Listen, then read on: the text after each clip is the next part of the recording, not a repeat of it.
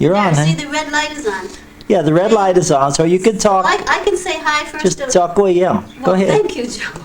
I can say thank you to Bob James for that wonderful invitation. I thought that was such a warm, wonderful Well, invitation. you can cut in anytime. Sure, okay. And that behind the camera there is my husband Joe, and of course you know who this man is.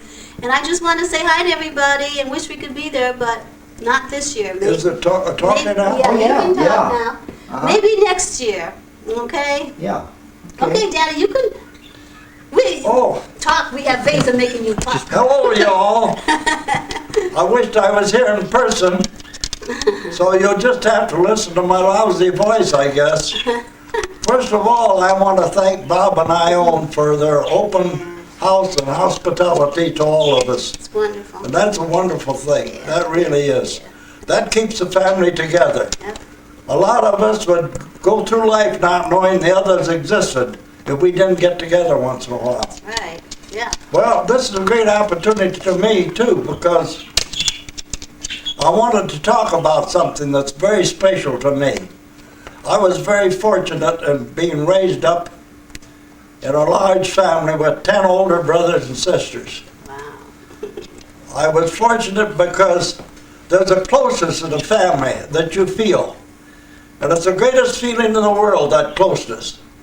And we were a family, we didn't have many relatives around to visit us. And being on a farm, naturally you're isolated from visitors. So we were pretty much by ourselves. And that's the best way to go, actually, because people really get to know each other. And it's a wonderful feeling, that closeness that we had when I was growing up. I used to have a lot of questions because a little kid, some great man said a little boy is a bunch of mischievousness and, how do you say that again? A bunch of mischievousness Rapscallions. and noisy with an appetite. Well, I think I have a little more than that, or I had a little more when I was growing up with my family. But I really appreciated that closeness with my brothers and sisters because we all lived to help each other. And this is the most important thing. Well, at any rate, I want to tell a few little stories as I go along here to amplify that situation. Yeah. Okay. Yeah, Daddy's got a bundle of them. They're wonderful stories. Better turn it off, Joe. No, huh? I gotta. All right, you're on, Ted. Yeah, I'm ready to go. I forgot for a minute what I wanted to say to y'all, and it's come back to me. You know, I was talking about the family being so close and everything. Whenever there was a problem, and there always was, you know, in a big family like this, why, we always talked it over amongst ourselves. There's a funny thing about that. You know, we'd spend over an hour for a meal, and there wasn't over 15 minutes of eating, and there was probably 45 minutes to an hour of discussions. All the important issues of the day, and even the unimportant ones, was discussed at our big table. And you know, it's an interesting thing, but a lot of times that kind of discussion brings the best results because you get opinions from everybody. They come from all angles. And that way you're bound to come out closer to the truth than any other way there is. But anyway, I want to tell you some little things that happened in my lifetime growing up with my big family. I was in the 7th grade in school, and I had a teacher, because of her religious beliefs at that time, thought that people shouldn't write with their left hand. So she was determined to make me write with my right hand. And she told me the Latin word sinister is evil, and it means your left hand, and so you shouldn't use your left hand. Your left hand is an evil hand, she said. And she put that pencil time and again in my right hand, and I was frustrated no end, and I never could write with my right hand. So I had a problem. So the first thing I did when I went home, I didn't go to my parents, I went to my older sisters. And boy, immediately they held a confab. They all got together discussing it. And the results was that they told my parents, they told my dad, said, we got to take him out of that school. And send him to Laura School. Laura was teaching a school 2 miles north of us, a country school. And it would be all right with the people at that time, you know, it didn't make any difference whose school you went to. So they sent me to a Laura School. And I sat down on the desk the first day with a pencil in my right fist. And Laura patted my hand and she said, Teddy, she said, years ago there was a young boy in Italy. His name was Michelangelo, and he grew up to be a wonderful painter. And he painted pictures in some of the greatest churches in Italy. And people come from all over the world to see those beautiful pictures. And she said, Daddy, he was left-handed, and he did that all with his left hand. And you know, that opened up a new world for me. And boy, I started to draw right away. I didn't have any special talent for drawing, but I got to be I was the best cartoonist in the high school. And I used to give chalk talks. Now I got to explain a chalk talk. A lot of you probably wouldn't know about it, but it used to be a common thing. This is 75 years ago. But I said there was generally a girl orator would read the story and the poems and everything that went along with it. And I stood beside her with a blackboard easel and chalk.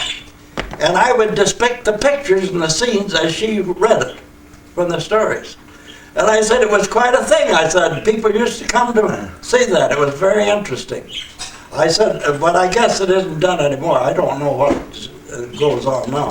But anyway, that was just one of the little things, you know, in my lifetime that I appreciated with my family. It could only happen in a family, all of them getting together and discussing the problem. But I gotta take a little time here and explain the different ones of your fathers and mothers that helped me so much. My brother Robert, for example, was always there. He was a big brother in the true sense of the word. Anything happened, him or Paul was there to fix it for me. And so we had family reading, and my mother would read the book. And we'd all lay around the living room. Some of them would sit on the sofa and the chairs, and I always laid down on the floor, I and Evelyn. And I never got through the first chapter. I always dropped off to sleep. And every night, and this went on for years it seems, every night my brother picked me up and took me up and put me in bed. And I said, you know, he never woke me up one time in all those years. Oh. I said, now, if that isn't really a feeling, and he felt that it was just his duty to do for his little brother. That was he doing it just because it was a natural thing to do. Yeah. He never once woke me up. He wanted me to keep on sleeping so he wouldn't spoil my sleep. And I said, if that isn't brotherly love, I never heard of it. You know what? That's right. That was a wonderful thing. Beautiful. Then I said another thing about a big family that way. Everybody has their own specialty. And we recognize that when you're in a big family. Like my sister Lillian, for example, the oldest sister, she was a cake baker. She could make any kind of cake and make it as beautiful, better than any bakery. She was really a beautiful cake baker. Then Laura became known for her pies. She could make a prune pie that was out of this world. It really worked, huh? Oh, I never tasted such a beautiful prune pie as she made. But she made other pies too. Then we're still talking about food, so I'll go on down the line. Yeah. My mother was a bed breaker. She used to bake twice a week. She'd bake 7 loaves of bread. Oh boy. And the bread was all good. It was delicious. But my sister Pearl developed the art of baking bread. And she made bread that you wouldn't believe. It was just out of this world. Or baking powder biscuits. And boy, her bread was so delicious. And you know, when she started baking bread, my mother quit baking bread. Like for a while. And Verdi was known for her profound memory. I never heard of a person that had such a deep memory as she had. She remembered all the anniversaries, all the birthdays, and any date in history as we wanted to know about, we'd ask Vernie, she'd tell us. Her and Evelyn were the deepest thinkers that had the best memory of all the family. And that was something to think about. But anyway, we went on living together and enjoying ourselves. And then, what I want to say now, I want to say something else. Oh yeah. One of my cousins, Mary Ellis, it was Mary Ellis, said that she, in the family tree, she read about the Mohawk Dutch. And she asked, what's a Mohawk Dutch? Well, my great-grandfather married my great-grandmother, and she was a Mohawk Indian. Oh, wonderful. Well, in those days, the only good Indians were dead Indians. And people was ashamed of it. Well, they had to kind of cover it up a little bit, so they said that she married she was a Mohawk Dutch, because the Dutch they were the most variable of all nationalities. There was all kind of Dutchmen, all different religions, and the Pennsylvania Dutch and so on. And anyway, they thought that would be the name. But the interesting thing is, that was a new species for this clan. world. Yeah. But it was the first and the last one, my great-grandmother. Oh, okay. Personally, I'm glad that I got a little Indian blood, Yeah. because that puts my ancestry back before the Revolutionary War. Before the DAR, Ted. Before the DAR, that's right. It's all I'd have to do is tell the DVR, and they'd let me join their organization, because you had to be show citizenship before the Revolutionary War. Well, anyway, what I want to talk about, I made it up to the 90s, and there's an interesting thing at the 90s. I feel just as good as I did 20 years ago. But there's an interesting thing about it, and that is you get to be an exhibit. See, now is all I have to do is go around places and sit and try to look intelligent. I said it's the easiest role there is in the world is to be an exhibit. But I said it can be an enjoyable role, and it is for me, because I stay healthy. There was a great Greek, I don't know whether it was Socrates or Aristotle, when they asked him what was the most important thing to know. Yeah. And he says, know thyself. And I said, that really is the most important thing to know. And after 90 years, you get to know yourself. I know the kind of food that's good for me and how each food reacts on my system. And I know my body is a great natural healer.